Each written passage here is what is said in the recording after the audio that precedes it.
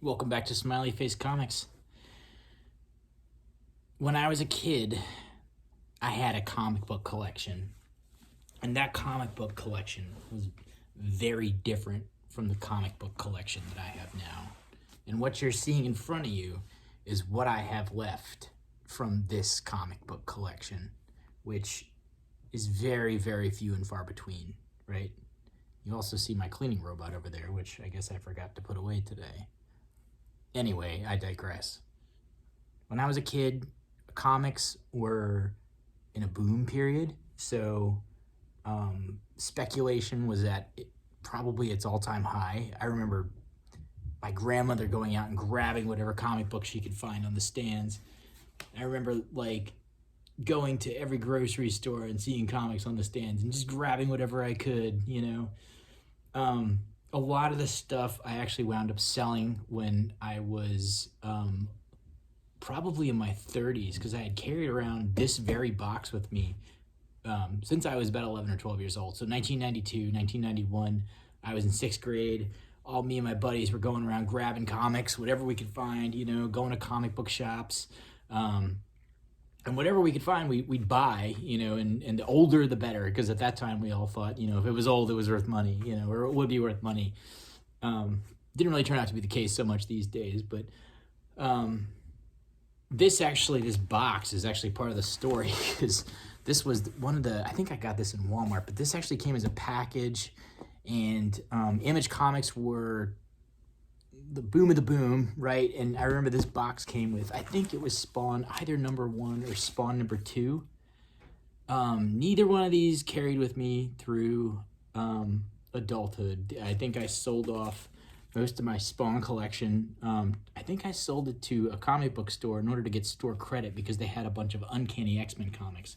So at one point in time, I sold off most of my comic books, with very few exceptions, that are actually in this stack right here, in order to get more Uncanny X-Men. And some of my Uncanny X-Men are most of my Uncanny X-Men are ones that I grabbed from when I was a kid. That would be 300s era, so stuff now that's really not that collectible in comparison. But I think my issues of Spawn 1 and 2, Spawn 2 came in the box, this isn't it obviously, but both of mine from this era of young Michael Getty's collecting was just probably wrecked, right? So I got these later on in a comic book shop. This was before the second boom, which just happened a couple of years ago, back in 2020, and I'm pretty happy with these. I mean, these are in way better condition than what I had, and if I press this, I might even be able to hit a 9.8 on this if I could get it right, so maybe a 9.6. Yeah, I always get the 9.6, even when I think it's going to be a 9.8. But nice books. Same with #9. I had #9. I think I had these 3, and that was really it. So now I have 1 through 15 or something like that. If I see them, I pick them up. I don't really go after Spawns that much, but if I see something I like, I'll pick it up if it's at a good price. When I was a kid, the Max was the thing, right? Because it was on MTV. The cartoon was just being played in syndication almost, because it was every day I'd turn it on, and one of the episodes of the Max would be on there, and I was just infatuated with that cartoon. And I don't remember really, did I own these? I think I did. It's hard to say. It's hard to remember what I owned and what I wanted to own. But yeah, later on, I just picked these up. These were sitting in the dollar bin somewhere. I've had several copies of Max #1 at this point.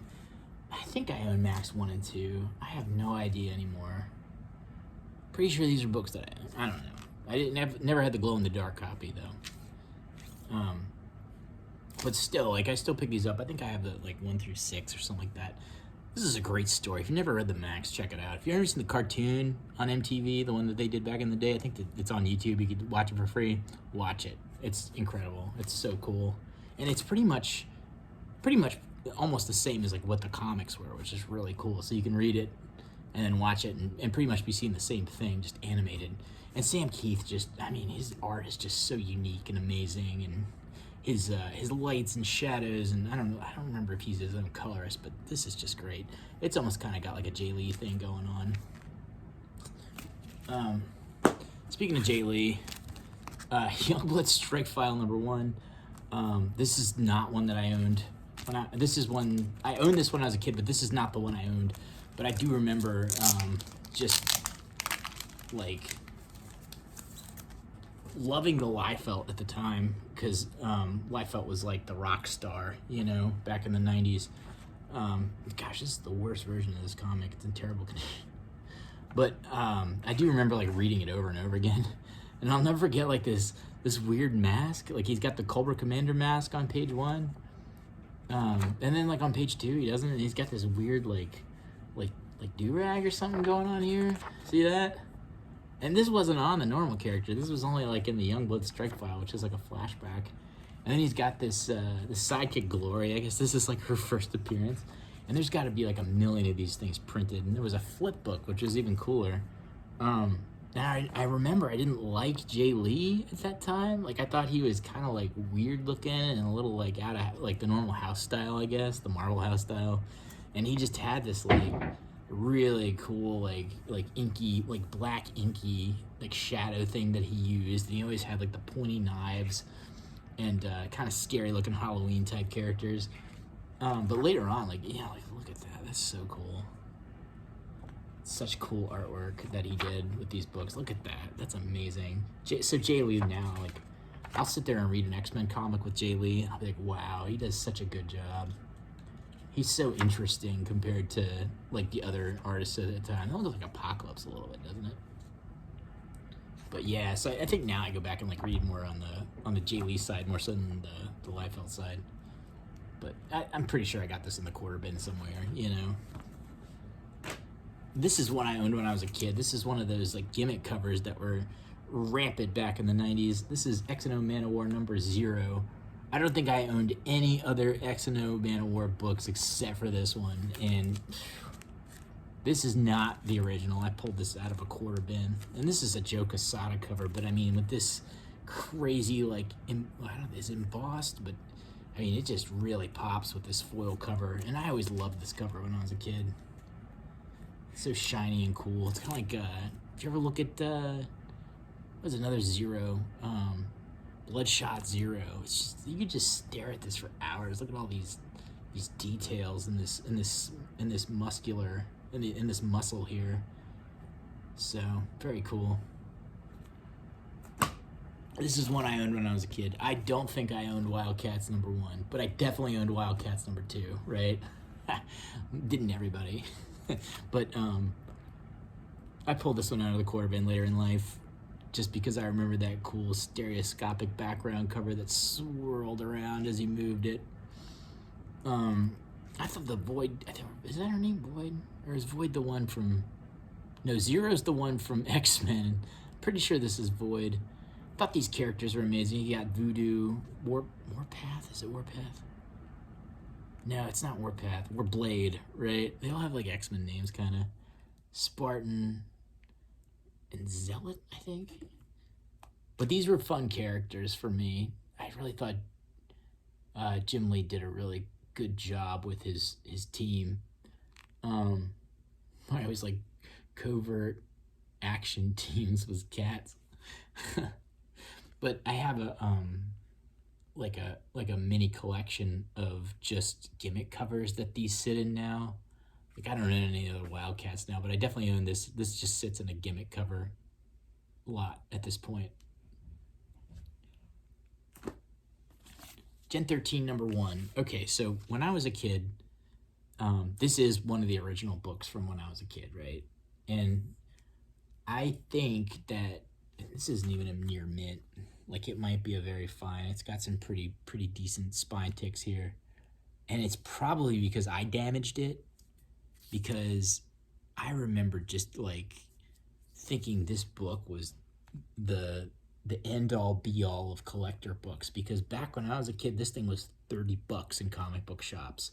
And it was not an old book. Like it was like the beginning of FOMO, like speculation. This book came out, everybody wanted it, and I remember wanting it so bad. I think my mom bought it for me, and it was like $30. This book's not worth like $2 these days, maybe $5. And this ain't a near mint anymore. I think I do have a near mint copy. I think this is my second copy of this. But yeah, it's just ridiculous how this book was so popular. Like even number 2, no first appearances. It was just like everybody wanted it. And I think this was the first Rainmaker, actually, right? But this was like a $15 book. Now you can get this in, like the dollar bin, the $2 bin. I don't see 2 as much as I see 1. I see 1 everywhere. But like I'll pull this out of the dollar bin too, number 4. But these are original carryovers from that collection when I was a kid. 1, 2, and 4. No 3, no 5. Just these. I think I have 1 from the miniseries too. Forgot to put that in here. But 1 from the miniseries was a carryover. Pretty sure I had this. I didn't have Deathmate Black, but I definitely had Deathmate Red for my whole life. And this was one of my favorites. This is my favorite iteration of Bloodshot, the Liefeld version, coupled up with the ponytail shaft here. But this Deathmate Red, like I remember thinking this was the coolest thing ever. The holofoil cover, the gimmick holofoil, and then these 2 characters. And Bloodshot never was this cool, right? I mean, I have all the Valiant Bloodshots now, like 1 through 20, I think. 1 through 10, 1 through maybe 12 are great reads. They're fun. They're the Jim Shooter era, but after that, it gets kind of weird. But yeah, this was one of my favorites. And I think I had this one. I think my grandmother took me to a con at one point, and I think I picked these up. They were expensive at the time. Like, these were sought after. And by expensive, I mean, like, maybe like $10, I think. Something strange like that. But I remember going to a con for my first time, and like a lot of this stuff that, it's quarter bin stuff now was hot, Like, I don't remember the name of the book, but it's the one with that he's got like the starfish over his eyes. It's like Lightning Comics. Oh no, it's Image. But I remember that book going for like $7 and being like the hottest thing ever, and like now it's a quarter bin book. Starfish over his eyes. And this one too. I mean, this was one that everybody had this book, right? Because there was a million of them printed. I'm pretty sure I had this. I think I had this one, and that was it. I mean, I didn't get 2 until later on in life, which is the first Prophet. But these are so mass produced. I've owned multiple copies, and they're all in near mint condition. These 2 were gifts from my grandmother, and I remember this one because she stood on line for hours from the way the story was told, because it was all over the news, and everybody wanted, a piece of Action Comics. Action Comics #1, the first Superman. Everybody thought this was going to be that. And it's like, how many of these things were printed? Like, I have owned several copies, several editions. This is, of course, is the black bag edition with the it's got all the armband, and I think there's a poster or something inside of it. I never opened this one up. Second print, I think. I can't remember. Maybe it's the first. But this bag is just completely loved because I think I just had it for so long. Probably didn't even have it in a bag or a board. It's worthless. Maybe it's worth $10 to somebody in this condition. It's probably not, but just because my grandmother gave it to me, and my grandmother passed away a while ago. Yeah, I hang on to it. This one's actually a little bit in better shape, but I've seen so many of these in my life. Just every store I go into, every antique shop, there's always a copy of this. I think it was pretty. I mean, I know it's pretty mass produced, right? I mean, both of them. The only reason they got carried over is just sentimental value. That's pretty much it. I mean, all the other ones I get, they're gone. They're in a lot with the other Superman comics. I got this one on a trip with my mom and my dad. I think it was like the summer of when I was 11. This one I got for my birthday. My mom went out and got this for me, and this was one of those ones. It was like, this book, I don't know if you remember, but this book was appraised at $30 for the longest time. $30. And then finally, like in the last couple of years, like during the boom, it suddenly hits like 100, 150 if it's in high grade, 200. Mine, I probably read it a lot when I was a kid. It actually got some pretty decent spine ticks, and it's got an issue on the back, which is irreparable. A buddy pressed this for me, Chuck, a couple weeks ago, just to kind of give it a little bit of life, and it looks a lot nicer than it did before it went in the press. But again, it's sentimental, right? So I mean, that's the reason why it carried over. Also, when I did the purge, I kept all my X-Men type books. So anything that was Wolverine, Uncanny X-Men, and then I think like X Factor. Those are the ones I kept. And this one came with it. Two came with it. I had two from there's one comic book shop in town, and I bought this off that guy. It was like in his his back issue bins. And I was always looking for the oldest Wolverine or the oldest Uncanny X-Men, or that was always my game. Or what's the oldest X Factor, right? This one's actually in pretty decent shape compared to the number one. The number one's, I think the number one was in better shape when I was a kid, but it just didn't last through childhood. Number 3, same comic book store. Probably paid $5 for this way back in the day. Not sure it's probably worth about the same now. This one's a newsstand. I don't remember ever really liking the art in these when I was a kid. I remember thinking the art was actually not really my taste. I really liked one. I really like the writing. I really like the writing in these. I remember reading them and being like, wow, this is great. And I still like the writing in these. Like, I'll still read them. Like, I know they're for kids, but I thought they're pretty great. Same comic book store. This was in his back issue bins. Number 4. First Bloodsport and Rough House. Good story. He's in the Madripoor. Is that it, Madripoor? Number 5. Same comic book store. I think I might have even paid $10 for this. Probably overpaid for this, right? Because, I mean, this isn't worth $10 now. It's dirty. It's in pretty decent shape, I guess. I feel like I haven't really read these in a long time. I might go back and read these again. These are fun. 6, same thing. Same store. Same kind of condition with the spine ticks. Probably read the heck out of it. I think number 9 was a carryover. I remember the tape pull. I've had the tape pull forever. I probably paid $1 for this. I probably got this at a con or something with my grandmother and then didn't see the tape pull. Or maybe I put the tape pull. I don't know. These are really good. These are a really good story. These are Claremont, I think, right? My aunt bought me this one for the same birthday that I got the number 1, because my aunt and my mom, they kind of mirror whatever the Christmas gift is. I'll never forget this pointy knee. Like, that's the pointiest knee I've ever seen on a human figure. Like, that thing could poke Sabretooth's eye out. That thing is so pointy. I'm blanking. Is this a Barry Windsor Smith cover? It says BS 1989. I think that was before he was Barry Windsor Smith. I don't remember. I'll have to look that up. 1989. This one was really nice when I got it. This one's actually in probably the better shape of the cover, but I think it's got some like discoloration on the inside. Like, it goes from like white to off-white pretty quick. I think because it got damaged by the air. Yeah, that's too bad. This one was off the newsstand. I remember buying this one off the newsstand. This was the deluxe edition, I think. It has some sort of stuff inside of it, but the spine split on it. And I think I bought a lot of I still have a lot of the Wolverines from this era. Like, I think like 75 through 88.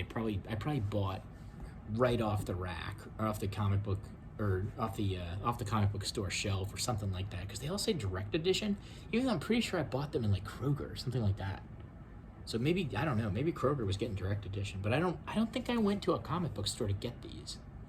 I'm pretty sure I bought them in like a store.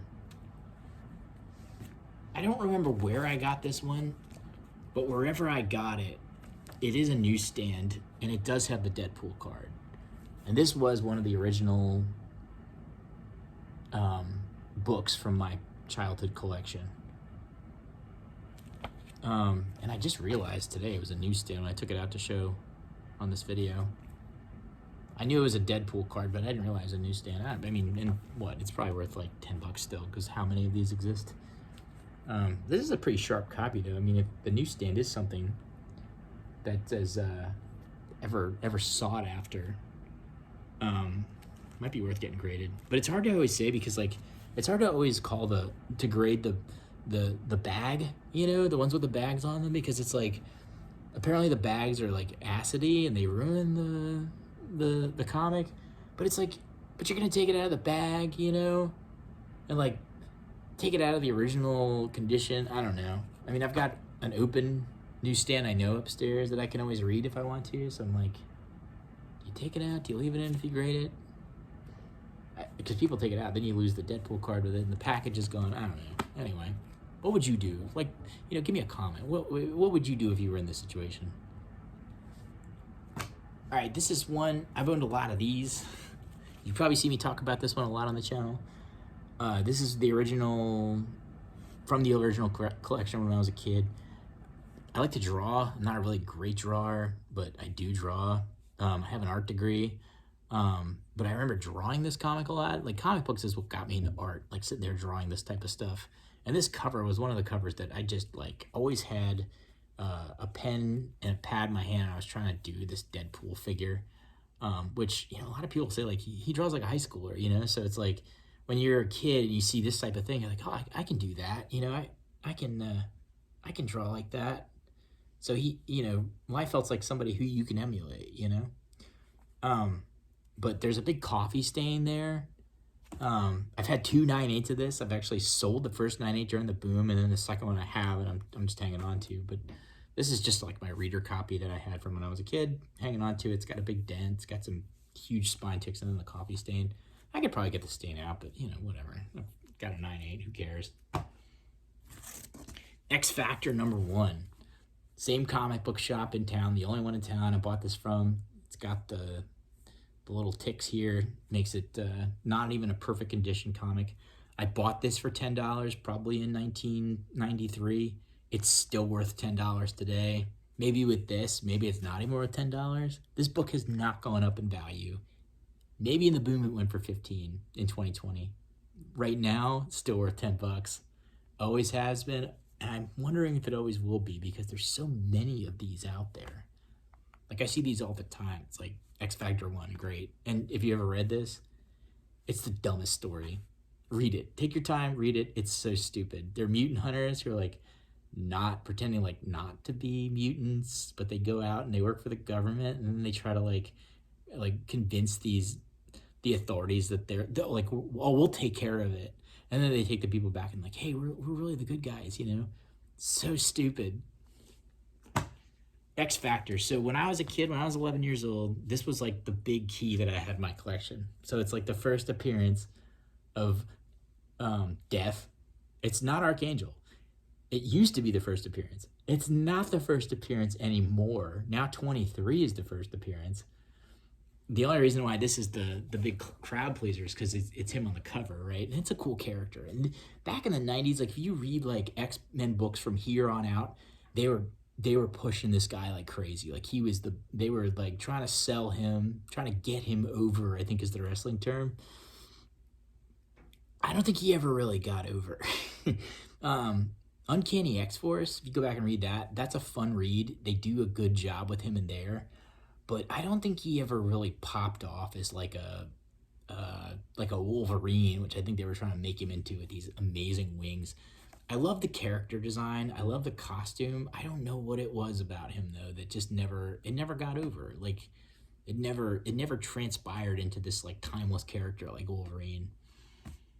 But not a great copy. I probably loved it to death. No pun intended.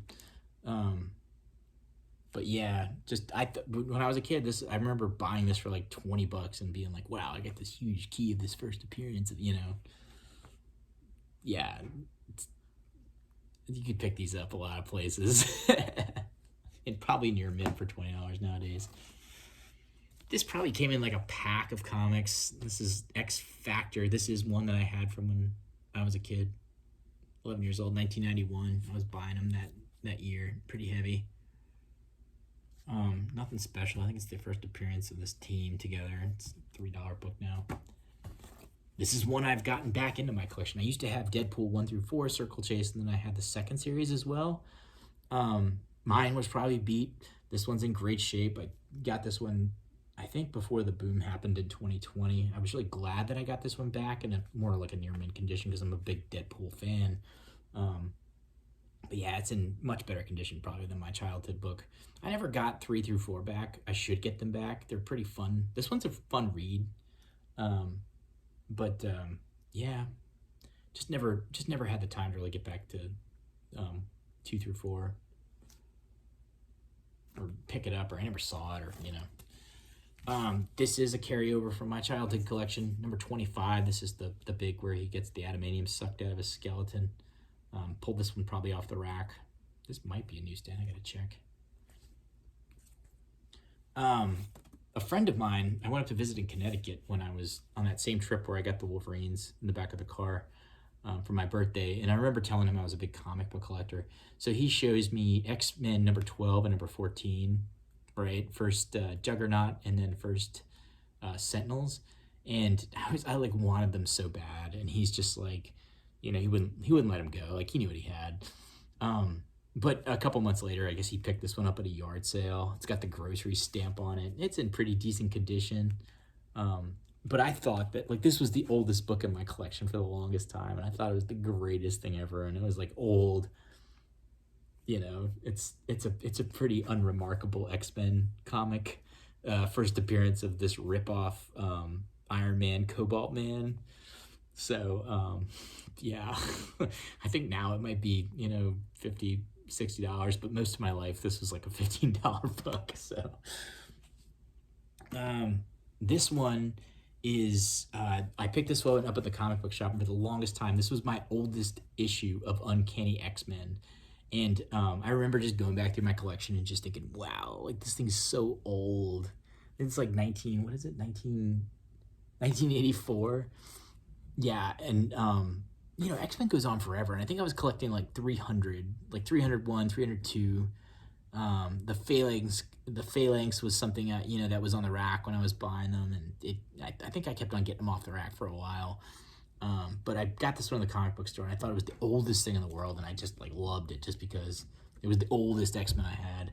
And I think it's the first appearance of Forge now, or it is the first appearance of Forge now, but it's a pretty unremarkable book. This is not the original. I actually got a better copy and then dumped the original one I got in that comic book store a long time ago. And the last one, I used to have New Mutants 87, the second print for a long time, the first cable with the gold background. I don't remember what I did with it. I may have even given it away or something, but I got this one. This is like my third copy. Third copy of this book. They gave me a 9.6 on this when I sent it in, even though I don't really agree with it, because like when I sent it in, I thought I'd get like a 9.2 at best. I sent it in during COVID. It's got some pretty serious spine ticks that are very visible. 1, 2, 3, 4, 5, maybe even 6 like color breaking spine ticks. Sharp corners. It looks like a nice book. It just doesn't really like pop as a 9.6 to me. It's even got some like color rub from the other red cover in front of it. So yeah, it's a book I guess I re-bought, but it's really not the second edition. But anyway, I hope you all enjoyed the video. I do have another video coming out probably tomorrow. It's going to be a fun one about restoration, and it's going to be about this very book that we're looking at right now, which is the New Mutants 87. And it's about a story that I picked up in a comic book shop today. Yep, picked it up in a comic book shop. The price was ridiculously cheap, and the store owner was not happy that it had that price on it. So we will dive into that tomorrow. Like, follow, subscribe. I hope you enjoyed it, and because I definitely enjoyed sharing this collection with you, or this older part of my collection. So thank you so much. We'll see you soon.